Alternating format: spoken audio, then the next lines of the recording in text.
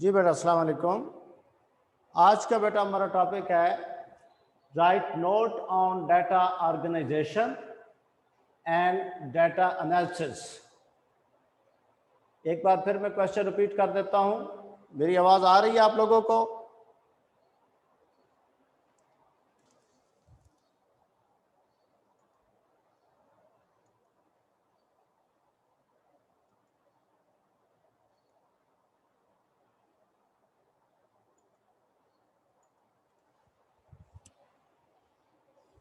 Question में बेटा एक दफ़ा फिर रिपीट कर देता हूं कि write note on data organisation and data analysis. Data organisation and data analysis. तो इस क्वेश्चन से पहले we have to understand the word data. What is data? Meaning of data. Data क्या चीज़ है, हमें इसको समझना है। तो डाटा को बेटा यहाँ पे मैंने इसको डिफाइन किया है कि data is a piece of information that is collected from observations or experimentations। Data कोई ऐसी इंफॉर्मेशन है, कोई ऐसी मालूमात है जिसको हम एक्सपेरिमेंटेशन से क्या करते हैं, हासिल करते हैं। किससे हासिल करते हैं बेटा? एक्सपेरिमेंटेशन से जिसको हम गेन कर सकते हैं। तो उस इंफॉर्मेशन को, उस मालूमात को आप क्या कहते हो? डाटा कहते हैं। उससे हम क्या कहते हैं? उसको डाटा का नाम देते हैं। ठीक है, तो ये क्या कहलाएगी? वो कहलाएगा डाटा। डाटा कहलाएगा हमारे पास। उसके बाद सेकंड स्टेप इसका ये है कि data organisation. What is data organisation? Organisation का मतलब होता है टू ऑर्गेनाइज, टू अरेंज। तो हमें जो भी इंफॉर्मेशन मिलती है बेटा, उस इंफॉर्मेशन को, जैसे कि फॉर एग्जांपल यहाँ पे मैंने लिखा कि हमारे पास ये जो डाटा है उसकी एग्जांपल मैंने यहाँ पे कोट की, set of names. They may be set of names, they may be set of numbers. ये नंबर्स भी हो सकते हैं, ये नाम भी हो सकते हैं, ये फलार कल के नाम भी हो सकते हैं।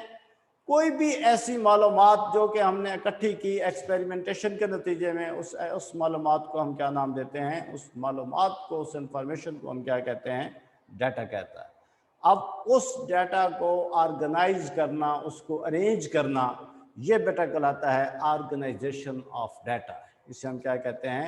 डाटा ऑर्गेनाइजेशन कहते हैं। इसको मैं कैसे डिफाइन कर सकता हूँ? इसको मैं कहता हूँ कि data organisation is a process, ठीक है, in which the arrangement of the data into tables. इसके अंदर हम डाटा को अरेंज करते हैं टेबल्स में, या in the form of graph, या उसको ग्राफ की फॉर्म के अंदर क्या करते हैं? तरतीब दे देते हैं। तो इस प्रोसेस को, इस अमल को आप क्या नाम देते हो? Data organisation. इस प्रोसेस को, ये इस अमल को बेटा हम क्या कहते हैं? Data organisation. Data organisation. अब डाटा ऑर्गेनाइजेशन जो है ये क्या अहमियत रखता है, इसकी इंपॉर्टेंस क्या है? ठीक है बेटा, डाटा ऑर्गेनाइजेशन जो है ये क्यों नेसेसरी है? ये इसलिए नेसेसरी है कि without organisations data is meaningless. अगर आप उसको ऑर्गेनाइज नहीं करते, आप उसको कोई तरतीब नहीं देते, तो वो हमारे किसी काम का नहीं है। जब हम उसको ऑर्गेनाइज करते हैं तो उस वक्त हम कहते हैं कि no, this data is meaningful. अब वो डाटा क्या है? वो हमारे लिए मीनिंगफुल है। तो यही मैंने इसके लिखी है कि importance of data organisation is this, that this process make the data meaningful. ये प्रोसेस क्या करता है? उस डाटे को मीनिंगफुल कर देता है, मीनिंगफुल उसको बना देता है। तो ये इसकी अहमियत है। अब फॉर एग्जाम्पल यहाँ पे मैंने लिखा कि ऑर्गेनाइजेशन का मतलब क्या है? To arrange the data into tables. ये मैंने एक टेबल बना दिया कि मेरे पास कुछ डाटा था, उसके लिए मैंने एक टेबल बनाया। मैंने लिखा सीरियल नंबर, नंबर्स और एवरेज। सीरियल नंबर 1 नंबर कितने थे? 5। सीरियल नंबर 2 नंबर कितने थे? 10। सीरियल नंबर 3 नंबर कितने थे? 15। 5, 10 और 15 की एवरेज कितनी है? 10। ठीक है, एवरेज कितनी है? 10। तो अब ये जो अरेंजमेंट है डाटा की, इसने देखें डाटा को मीनिंगफुल कर दिया, यानी इसने डाटा को काबिल इस्तेमाल कर दिया, यूज के लिए क्या कर दिया? उसको हमारे लिए काबिल बना दिया, तो इस प्रोसेस को हम क्या कहते हैं? Data organisation. ये प्रोसेस क्या कहलाएगा बेटा? Data organisation. उसके बाद हमारे इसी टॉपिक की जो सेकंड हेडिंग है,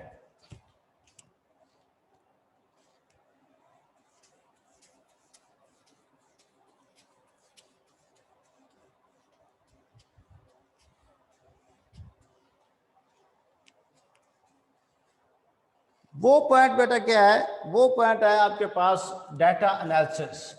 ठीक है, ये अब इस पॉइंट को समझना है कि डाटा एनालिसिस क्या है। ठीक है, now we will understand the data analysis, कि डाटा एनालिसिस क्या होता है। Data analysis,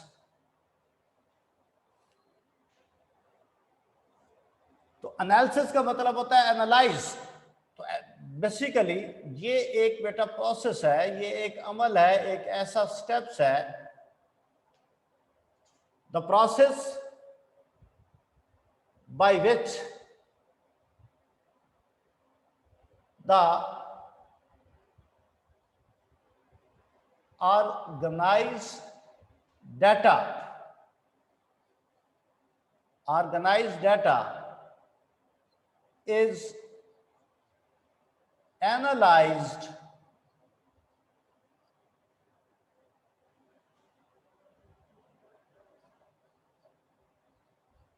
through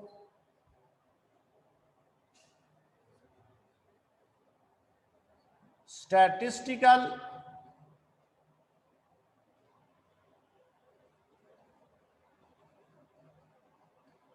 formulas। ये बेटा एक ऐसा प्रोसेस है जिसमें जो ऑर्गेनाइज डाटा है उसको हम क्या करते हैं? स्टैटिस्टिकल फार्मूलाज अप्लाई करके, स्टैटिस्टिकल प्रिंसिपल अप्लाई करके उसको क्या कर देते हैं? एनालाइज कर देते हैं, एंड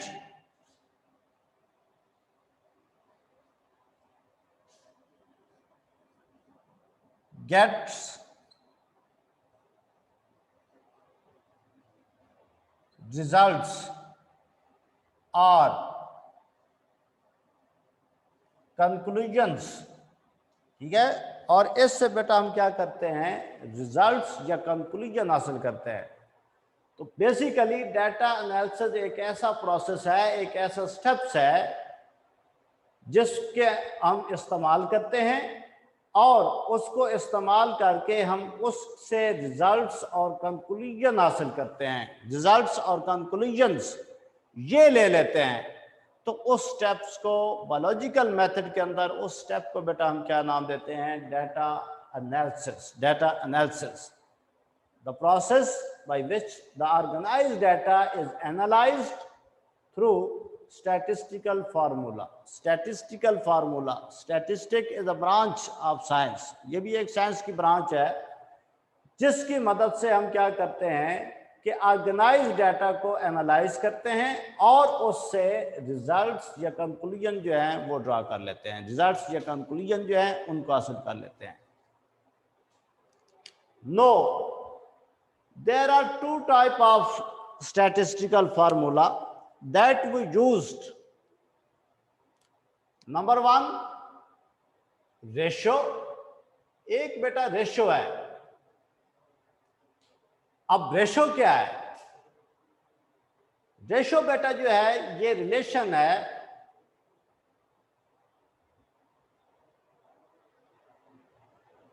ये क्या है? रिलेशन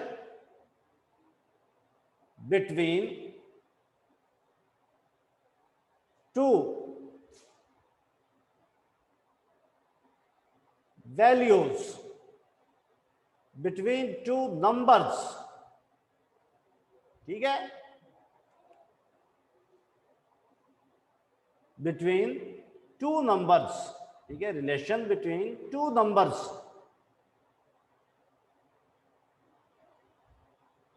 express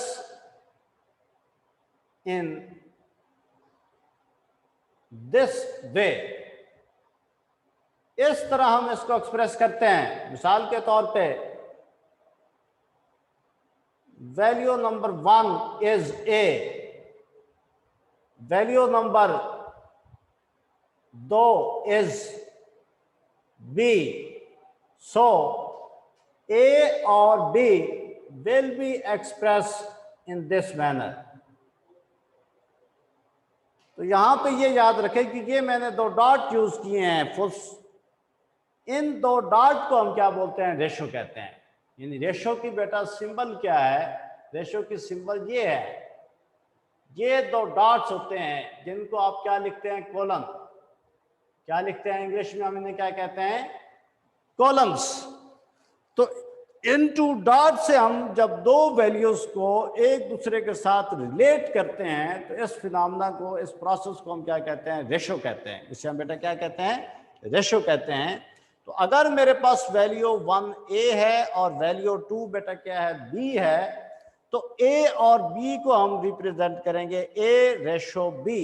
इसको ऐसे लिखेंगे, ए रेशो बी लिखेंगे। कैसे लिखेंगे इसको, ए रेशो बी। इसी तरह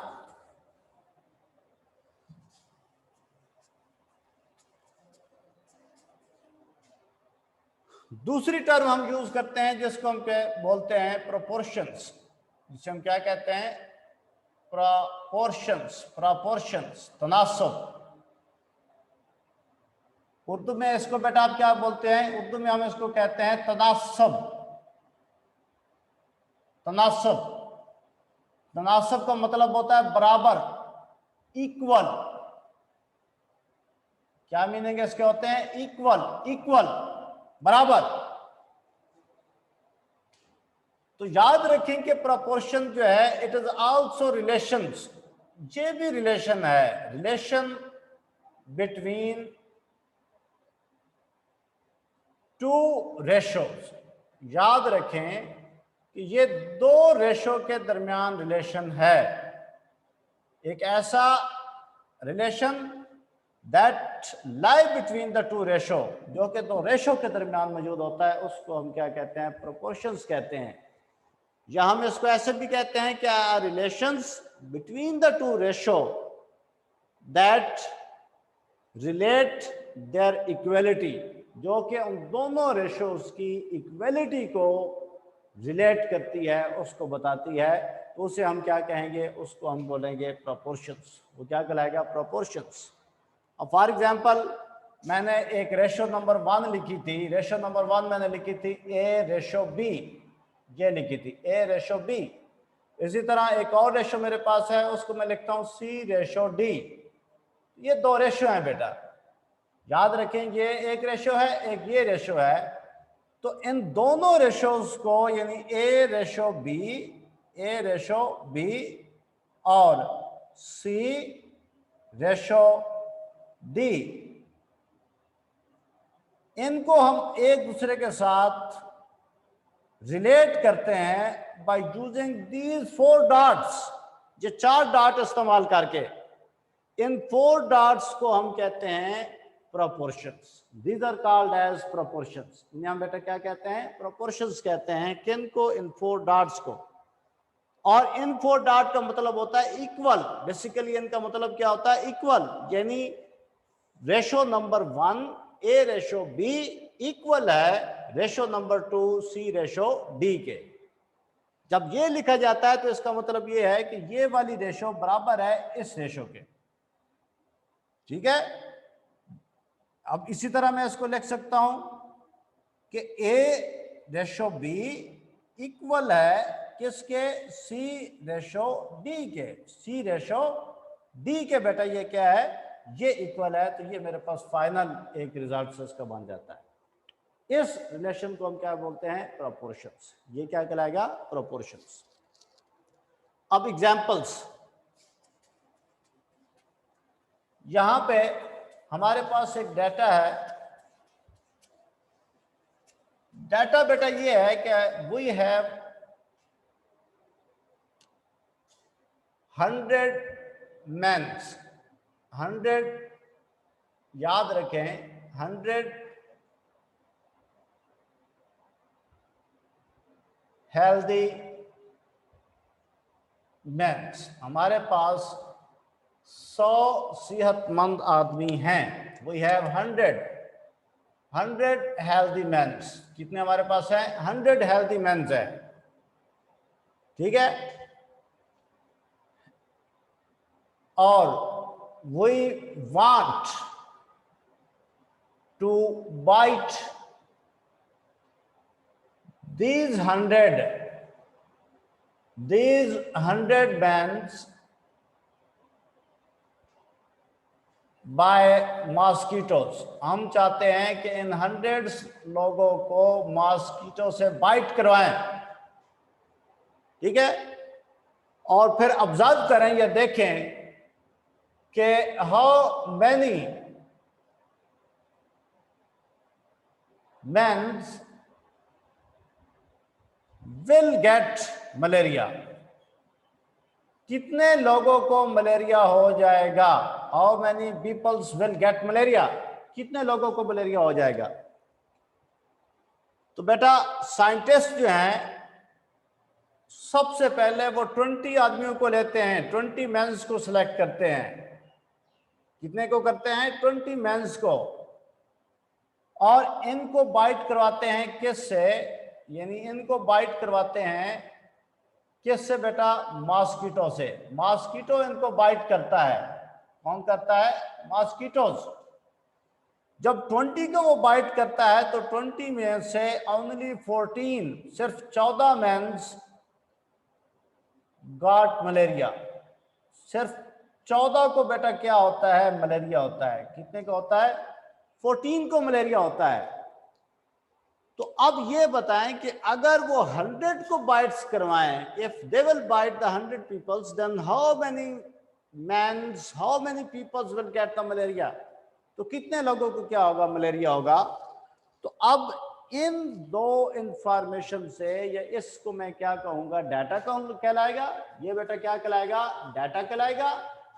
और इस डाटा को सबसे पहले मैं राइट करूंगा in the form of ratio. किसकी फॉर्म में इनको लिखूंगा? रेशो की फॉर्म में लिखूंगा। तो फॉर एग्जांपल ये जो स्टेटमेंट नंबर 1 है कि we want to bite these 100 mens by mosquito, how many mens will get malaria? कितने लोगों को मलेरिया होगा? तो इसके लिए मैं रेशो 1 बनाऊंगा। सबसे पहले रेशो नंबर 1 सिलेक्ट करूंगा। तो रेशो नंबर 1 बेटा ये होगा कि हाउ मैनी को आई विल कंसीडर एक्स। क्या कंसीडर करूंगा? एक्स, क्योंकि ये अननोन है। ये क्या है? ये अननोन है। एक्स रेशो 100, ये मेरे पास रेशो नंबर 1 बन गई बेटा। और सेकंड क्या थी कि साइंटिस्ट जो हैं, biologist, they selected 20 mens, they bite them with mosquito, and out of 20, 14 will get malaria. तो अब ये मेरे पास रेशो नंबर 2 बन जाएगी, 14:20, यानी 20 में से 14 को मलेरिया हो गया, 20 में से 14 को मलेरिया हो गया। 100 में से कितने लोगों को मलेरिया होगा? तो ये रेशो नंबर 2 है। अब by using proportions, ठीक है, by using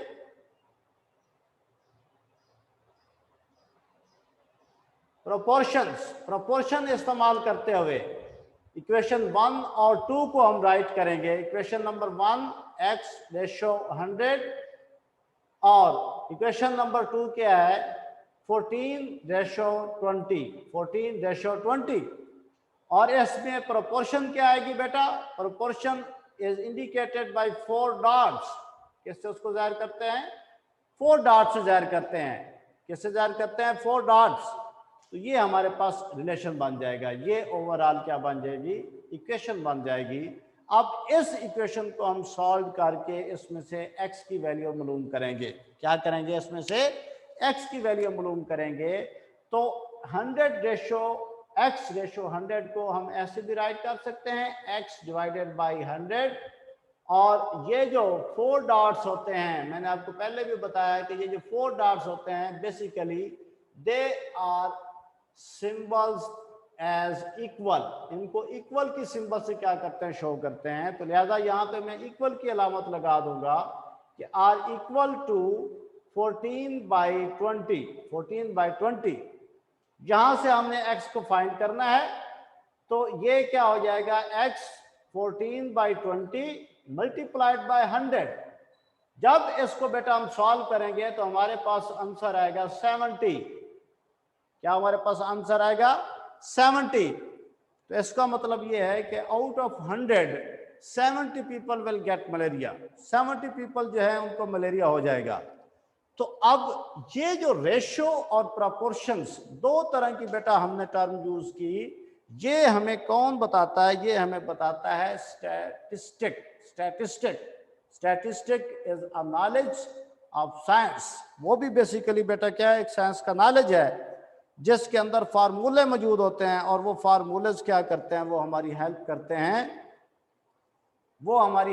हैं, डाटा को एनालाइज करने में। क्या करते हैं, डाटा को एनालाइज करने में। तो उससे हम अपने डाटा को क्या करते हैं, एनालाइज करते हैं। ठीक है, उससे अपने डाटा को क्या करते हैं बेटा, एनालाइज करते हैं। This is all about today lectures. No any questions?